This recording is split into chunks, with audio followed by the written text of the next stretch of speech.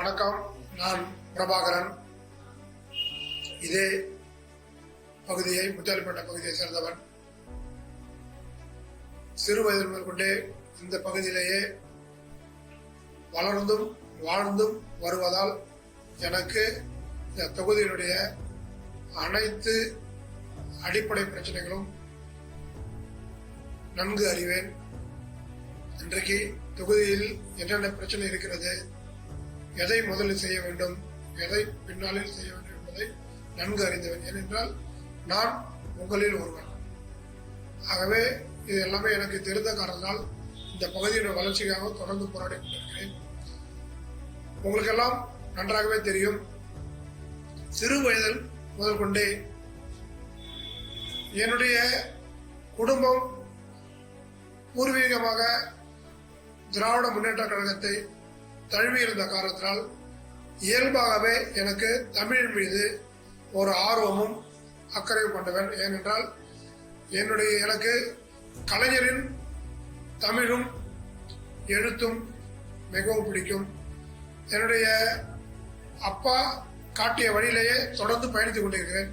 ஆகவே அவருடைய தலைவருடைய பேச்சு மிகுந்த ஆர்வமும் திராவிட முன்னேற்ற தொடர்ந்து உழைத்து பயணித்துக் கொண்டிருக்கிறேன்.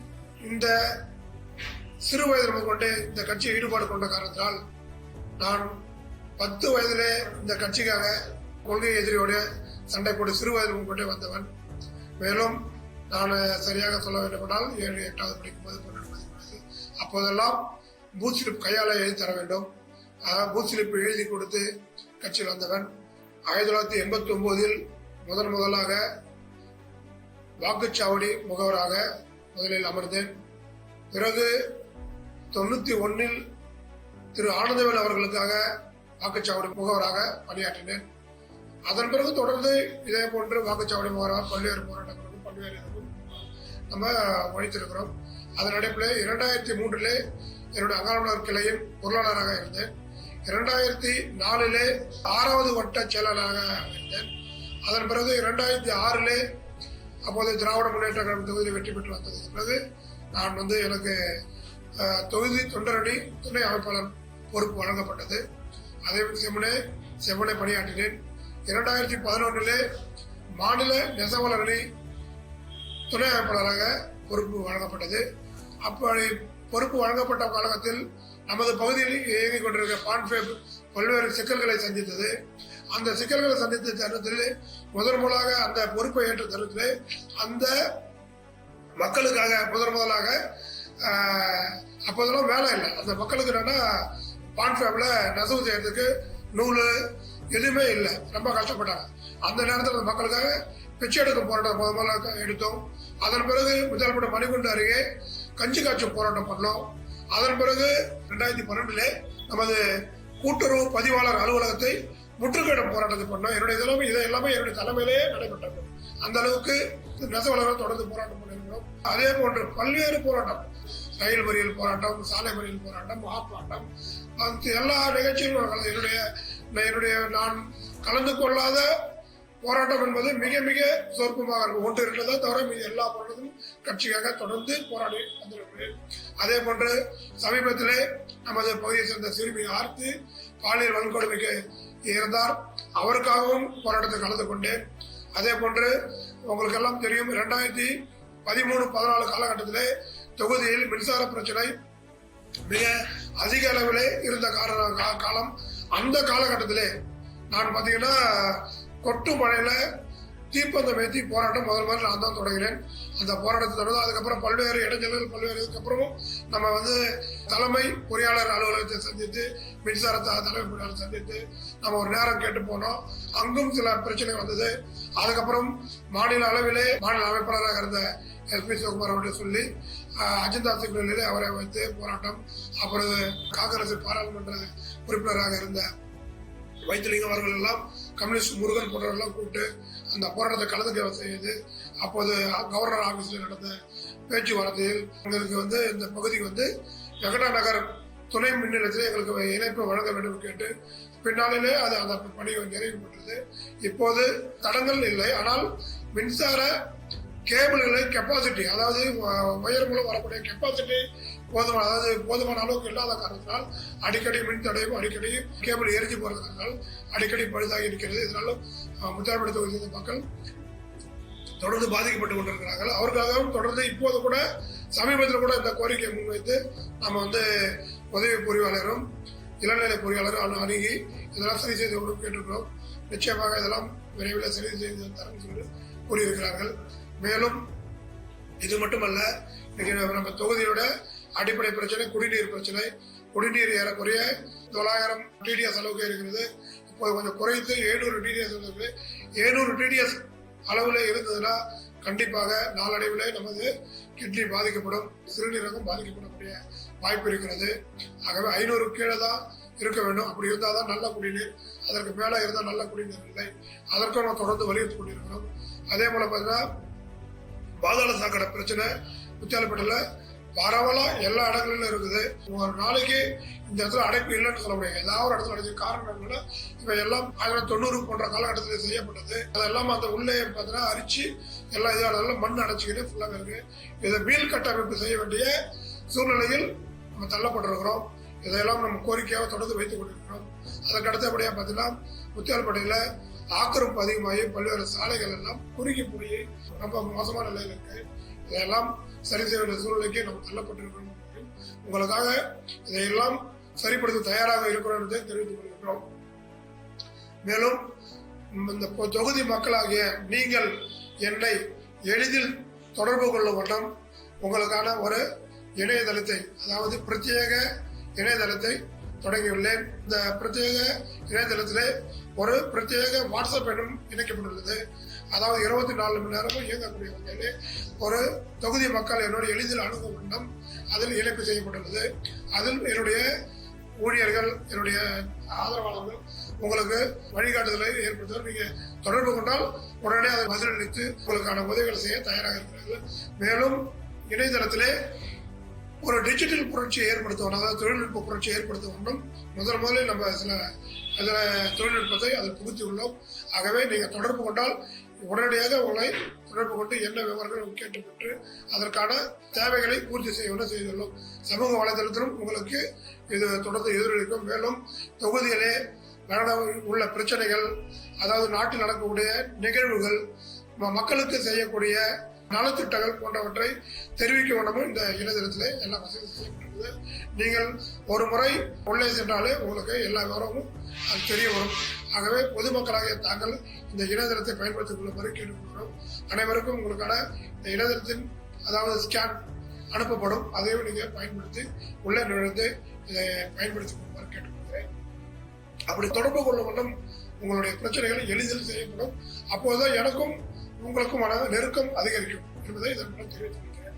நான் நீண்ட காலமாக சேவையில் உள்ள காரணத்தினால் முத்தியால்பேட்டை பகுதியில் சிறியதும் பெரியதுமாக ஏறக்குறைய 50க்கும் மேற்பட்ட திருக்கோயில்கள் உள்ளன.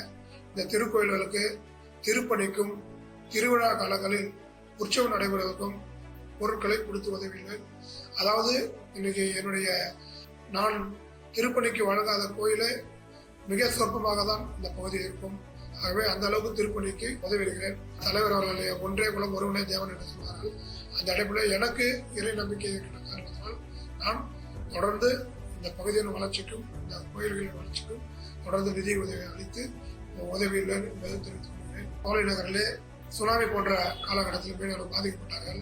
இந்த சமயத்தில் அவர்களுக்காக நான் ஓடோடி நிறைய உதவி செய்து கொண்டேன். இன்னும் சொல்ல போனால் அந்த சமயத்தில் 2-3 குடும்பம் என்னுடைய வீட்டிலே தங்க வைத்து சுனாமி தரத்தில் உதவி செய்திருக்கிறேன்.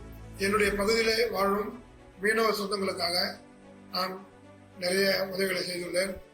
மீன்பிடி வலை, படகுகள் சேதமடைந்தால் படகுகள் சேதத்துக்கான நிவாரண உதவி, அது மட்டுமல்ல மீன் மார்க்கெட்டில் வியாபாரம் செய்யும் பெண்களுக்கு இடை இயந்திரம், மீன் வியாபாரம் செய்யும் மக்களுக்கு நிலப்படை உண்டா போன்றவற்றில் நிறைய வழங்கி உள்ளேன். அதே போல அந்த பகுதியை சுனாமி போன்ற காலங்களில் பாதிக்கப்பட்டபோது ஓடோடி சென்று அவர்களுக்கு பாதுகாப்பு கொடுத்து உதவியுள்ளேன். புயல் போன்ற காரணத்திலே அந்த பகுதியில் இருந்த பால் பாக்கெட், சர்க்கரை, அரிசி போன்றவர்கள் வழங்கியுள்ளேன். உணவுப் பொருட்கள் வழங்கியுள்ளேன். அவர்கள் அந்த நேரத்தில் என்ன உதவி தேவைப்படுதோ அதை தொடர்ந்து வழங்குவதை இன்றும் வழங்கிக் கொண்டிருக்கிறேன். சோலை நகரிலே மீனவ சமுதாய மக்களுடைய நீண்ட நாள் கோரிக்கை இந்த துண்டில் மில் அமைக்க வேண்டும் என்பது. இந்த கோரிக்கை 2008 பூஜை போடப்பட்டு பல லட்சம் செலவு பண்ணப்பட்டு அதோடு நிறுத்தப்பட்டுள்ளது. நீண்ட காலமாக இந்த திட்டம் நிலுவையில் உள்ளது. இது திட்டத்தை நிறைவேற்றாத காரணத்தினால் கடல் அரிப்பினால் கடற்கரையே இல்லாத சூழ்நிலை மாறிவிட்டது. இதன் காரணமாக அந்த மக்கள் சொல்லனா துயரத்தில் ஆளாயிருக்கிறாங்க. அதன் காரணமாக அவங்க தொழிலே பண்ண முடியாத ஒரு நிலை இருக்கிறது. இந்த பிரச்சனைக்காக நாமும் பல முறை குரல் கொடுத்திருக்கிறோம். இன்றைய வரையில் அது நிறைவேற்றப்படவில்லை. நிச்சயமாக நான் இந்த திட்டத்துக்காக முன்னெடுத்து அந்த கோரிக்கையை நிறைவேற்றி தருவேன். இது ஏனென்றால் அந்த மக்களை பாதுகாக்க வேண்டும், அந்த மக்களுடைய தொழிலை பாதுகாக்க வேண்டும், அவர்கள் வாழ்வாதாரத்தை பாதுகாக்க வேண்டும் என்பதில் உறுதியாக உள்ளேன். நமது தொகுதியிலே திருவள்ளூர் நகரிலே சலவை தொழிலாளர்கள் இருந்த இடத்திலே இன்றைக்கு சலவை தொழில் செய்ய முடியாத வண்ணம் சூழல் உள்ளது. அவையெல்லாம் பழுதடைந்து சீரமைக்கப்படாமல் உள்ளது. அதன் ஒட்டி இருக்கிற கால்வாய் பகுதியும் சீரமைக்கப்படாமல் தண்ணி தேங்கி பெரிய அளவிலே பாதிக்கப்பட்டது. நான் மழை காலத்தில் கூட போய் பார்த்தேன். கால்வாயுடைய அடைப்பின் காரணமாகவே குறுகிய காரணத்தால் அந்த தண்ணி ஊர் உள்ள புகுந்து எல்லாமே மக்கள் பாதிக்கப்பட்டு பெரிய சிரமத்துள்ளார். மேலும் தண்ணி தேங்கி இருக்கிறதால் கொசுக்கள் அதிகமாகி மக்கள் பெரிய சொல்லலாது வருதுக்காக சலவை தொழில் செய்யும் அந்த தொழிலாளர்கள் அந்த பகுதியை சீரமைக்கப்படும். கண்டிப்பா சீரமைத்து தருவோம். அதையும் சீரமைத்து தர வேண்டும் இந்த மக்களை. அதுபோல அதே பகுதியில் வாழக்கூடிய மக்களுக்காக நான் பல்வேறு நலத்திட்டங்கள் செய்துள்ளேன். கல்வண்டி கேட்டாங்க, தட்டு வண்டி கேட்டாங்க கொடுத்துருக்கிறோம். அதே போன்ற பகுதியிலே அதாவது கல்விக்கு உதவி கேட்டாங்க கொடுத்துருக்குறோம்.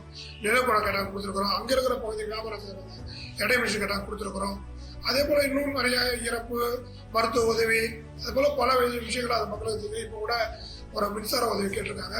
அதையும் விரைவில் இன்னும் ஓரிரு நாள்ல அதை நிறைவேற்றி தர தயாரா இருக்கணும். அது போன்ற பல்வேறு பணிகளும் தொடர்ந்து அந்த மக்களுக்கு செஞ்சு கொடுக்கணும். அங்காளம்மன் நகரிலே அங்காளம்மன் கோயில் தெரு பிள்ளையார் கோயில் சந்திப்பிலே பாதாள சாக்கடையில் பகுதி உள்வாங்கி ஏறக்குறைய ஒரு பெரிய பள்ளம், அதாவது மக்களே போக முடியாத அளவுக்கான பள்ளம் ஏற்பட்டு நீண்ட காலமாக இருந்தது. அதை பத்தி நகராட்சியும் தெரிவித்தும் நடவடிக்கை எடுக்காத சூழ்நிலை இருந்தது.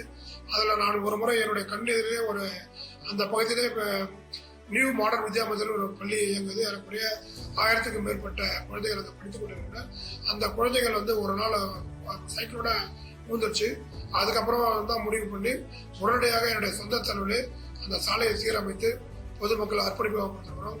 மேலும் அதே பகுதியிலேயே காவல்துறைக்கு உதவும் வண்ணம் சிசிடிவி கேமரா அமைச்சு கொடுத்து அதை பண்ணிருக்கிறோம். என்னால சட்டம் ஒழுங்கு நிலையாக இருக்க வேண்டும் என்ற காரணத்தால் அதை அமைச்சு கொடுத்திருக்கிறோம். இதுபோல தொடர்ந்து என்னுடைய பணிகளை அந்த பகுதிக்கும் பல்வேறு பகுதிக்கு செய்து கொண்டிருக்கிறோம். நமது முத்தியால்பேட்டை பகுதியிலே அமைந்துள்ள சுப்பிரமணிய சாமி கோயில் பிரசித்தி பெற்ற கோயில். அதுல சூரசம்பார விழா சிறப்பாக நடைபெறும். நான் சிறு வயதாக இருக்கும்போதே அந்த சூரசம்பார விழாவில் கலந்து கொண்டு மிகப்பெரிய அளவில் நடைபெறும். அப்போதெல்லாம் அதுல அந்த சூரசம்பாரத்தின் போது வீசப்படும் பொருட்களை குறிப்பதற்கு மிகுந்த ஆர்வம் இருக்கும். அந்த அடிப்படையில் நானும் கலந்து கொண்டு அந்த விழாவில் பெரிய அளவில் உற்சாகம் அடைந்திருக்கிறேன். அதன் அடிப்படையில் இன்றும் அந்த கோயில் நிகழ்ச்சியிலே கலந்து கொண்டு அந்த கோயிலுக்காக என்னால் முடிந்ததை பெரிய அளவில் செய்திருக்கிறோம். அவர்கள் கேட்டுக்கொண்டால் நாளைக்கு பெரிய அளவில் செய்து தயாராக உள்ளோம்.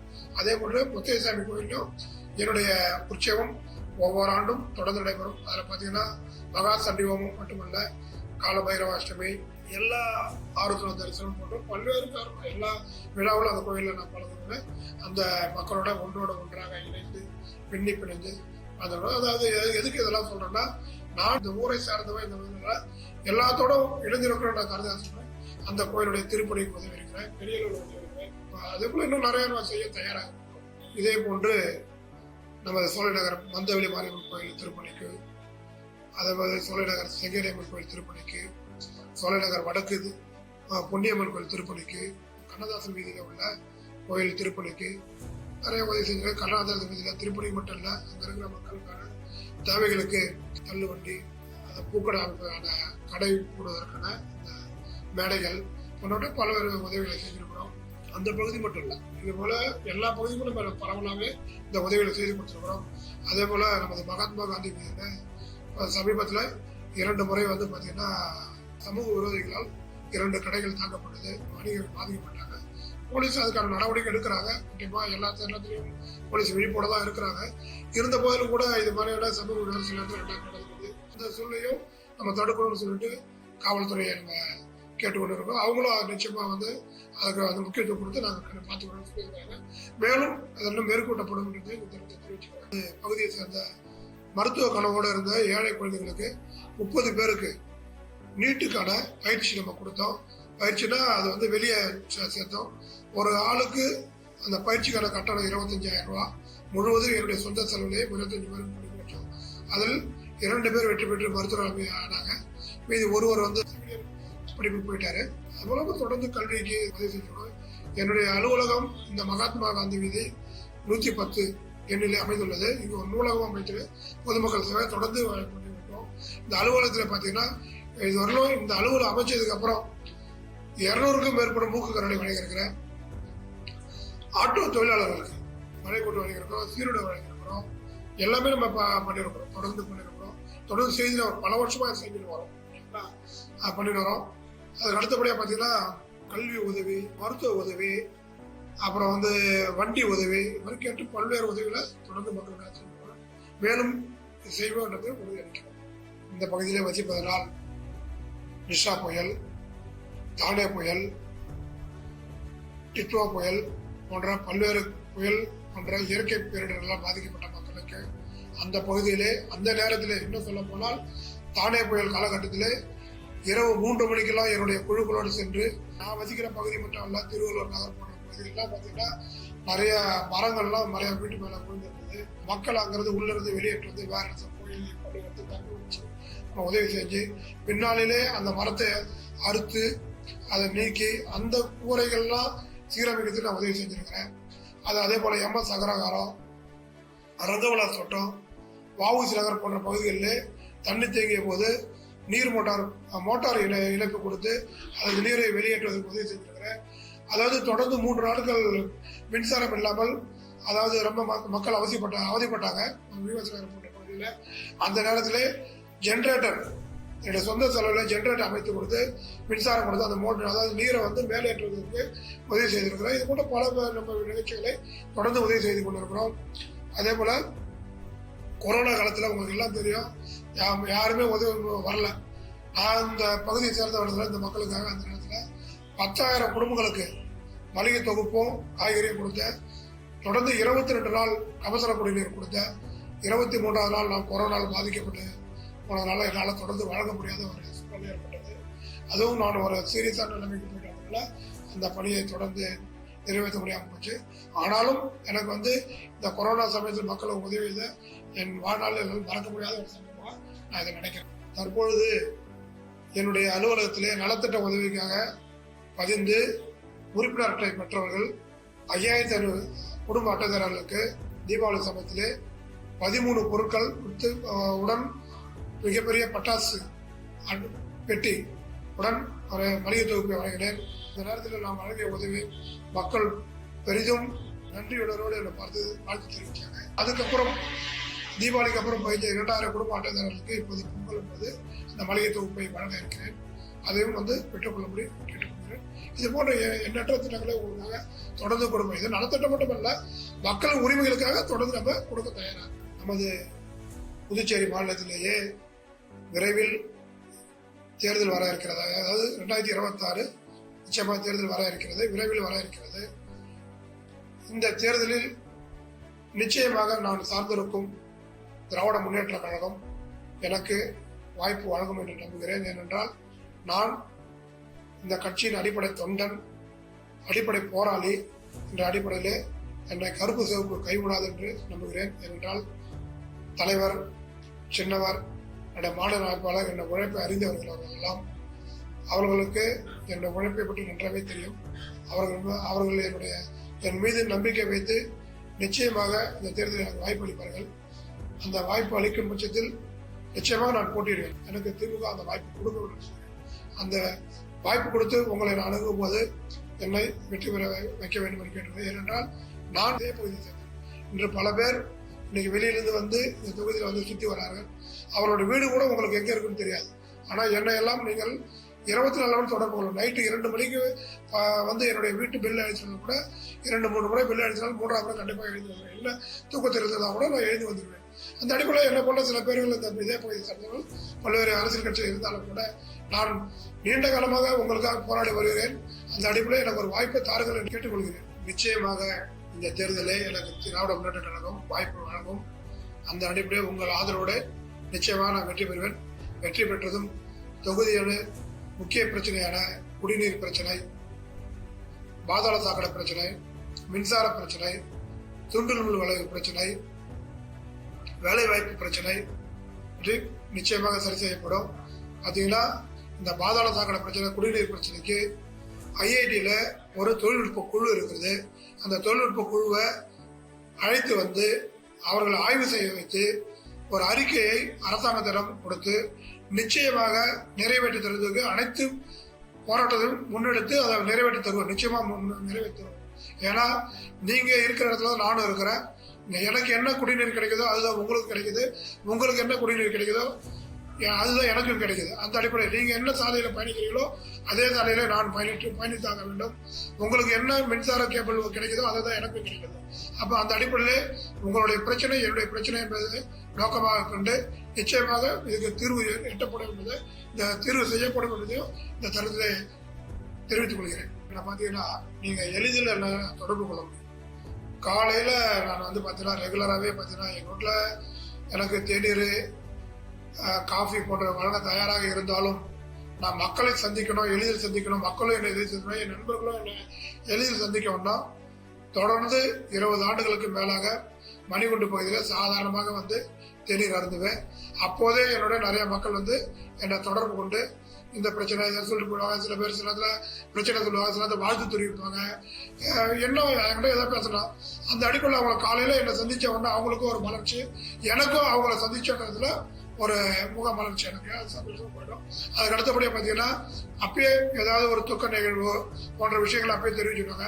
உடனடியாக துக்க நிகழ்வுக்கு மாலை வரம்பு போட்டு துக்க நிகழ்வு அவங்களுடைய துக்கங்களை கலந்து கொண்டு அவர்களுக்கு ஆறுதல் கூறுதல் மட்டும் இல்லாம அந்த ஏழ்மையான குடும்பமாக இருந்தால் அவர்களுக்கு நிதி உதவி செய்துவிட்டு வருவோம். அதுக்கப்புறம் நம்ம வந்து கிளம்பி அதுக்கப்புறம் அலுவலகம் வந்தோம்னா மக்களை சந்திச்சுட்டு அதன் பிறகு என்னுடைய தொழில் அமைப்பை பார்க்கறதுக்கு போயிட்டு மீண்டும் மாலையிலும் இது அதாவது நிகழ்ச்சி இருந்ததுன்னா கட்சி நிகழ்ச்சி மக்களுடைய சுப நிகழ்ச்சி, கல்யாணம், வளகாப்பு, காதணி விழா, மஞ்சள் நீர், பிறந்த நாள் போன்ற பல்வேறு நிகழ்ச்சிகள் எதுவாக இருந்தாலும் தொடர்ந்து எதையும் விடாம கலந்துக்க. இதுவரையில பாத்தீங்கன்னா நான் வந்து ஆயிரக்கணக்கான பல்லாயிரக்கணக்கான நிகழ்ச்சிகளை கலந்துக்கினேன். என்னுடைய வாழ்க்கையே இன்னும் சொல்ல போனா இதுக்காக ஏற்படுது. என்னுடைய மனைவியை இன்னும் சொல்ல போனா என் குடும்பத்தை, என் குழந்தைகளையும் என்னுடைய மனைவியில தனியா அழைத்து போய் 10 நாள் கூட எங்கேயும் இருந்ததில்லை. காரணம் என்னன்னா நான் தொகுதி மக்களோட நீண்டகாலம் பயணிச்சு பிரச்சனையோட வாழ்ந்ததுனால அவங்கள தனியாட்டு போய் கூட ஒரு 10 நாள் இருந்ததில்லை. இந்த தேர்தலில் நான் போட்டியிடும் போது எனக்கு நீங்கள் உங்களுடைய மிகுந்த ஆதரவை அளித்து என்னை தேர்தலுக்கு வேண்டும் என்று கேட்டுக்கொள்கிறேன். ஏனென்றால் நான் சிறு வயது முதற்கொண்டு அரசியல் சமூக பணி என்று என்னுடைய வாழ்க்கையை கடந்துவிட்டேன். மேலும் எனக்கான பணிக்காக, அதாவது என்னுடைய பணிக்காக கடந்த 20 ஆண்டுகளாக போராடி கொண்டிருக்கிறேன். அந்த அடிப்படையிலே இனிமேலும் தொடர்ந்து பணியாற்றுவேன், தொடர்ந்து செயலாற்றுவேன். அதற்கு ஒரு அங்கீகாரமாக எனக்கு இந்த தேர்தலில் வாய்ப்பளிக்க வேண்டும். நீங்கள் எனக்கு ஆதரவளிக்கும் பட்சத்தில் அது எனக்கு ஒரு ஊக்கமாக அமையும். மேலும் என்னுடைய பணியை மெருகூட்டுவதற்கு சிறப்பாக அமையும் என்று கேட்டுக்கிறேன். எனக்கு ஒரு நான் இதே பகுதியை சேர்ந்த